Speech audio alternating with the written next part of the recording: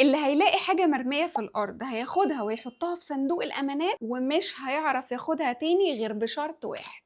كانت منزعجة جدا إن ولادها بيرموا حاجات كتير على الأرض، لعبهم، لبسهم، جزامهم، فجمعت الولاد وقالت إن هي بتتضايق جدا من الموضوع ده، وخلتهم هم يقترحوا حلول تساعدهم يفتكروا يلموا حاجات. فالولاد اقترحوا اقتراح إن اللي هيلاقي حاجة مرمية على الأرض، سواء بقى بتاعت إخواته، بتاعت بابا، بتاعت ماما، هياخدها يحطها في صندوق هيسموه صندوق الأمانات، وعشان يعرف يستردها تاني من الصندوق ده لازم يحط من فلوسه مبلغ معين، مثلا 10 جنيه في حصالة العيلة، واخر الشهر المبالغ الكتير اللي هتتجمع دي هيحققوا بيها امنية من امنياتهم اللي هم كاتبينها في النص التاني من حصالة العيلة. والنتيجة ان الموضوع ده قل جدا، والولاد ما بقوش ينسوا كتير حاجتهم عشان ما يضطروش يدفعوا كل مصروفهم. والام برضو اكتشفت ان مش الولاد بس اللي كانوا بينسوا حاجتهم في الارض، وطبعا كلنا عارفين بس ما نقدرش نقول. قولولي لو عجبتكم الفكرة، وهل ممكن تجربوا حاجة زي كده في بيتكم؟